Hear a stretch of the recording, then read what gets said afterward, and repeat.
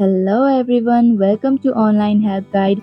Today in this video, I'm going to show you how to block accounts on Threads. So without any further ado, let's get started. First of all, open up the Threads app. Here I'm going to select any random account and click on it. Now click on the top right corner. Here you can see multiple options. You have to click on the block option. Now here you can see a certain list that you will have to face when you block an account. So in order to block this account, I'll click in the block option.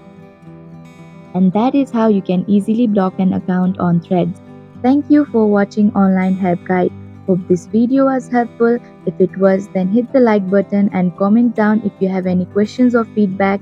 Also, if you are new to our channel, subscribe and hit the bell icon so that you don't miss our upcoming videos.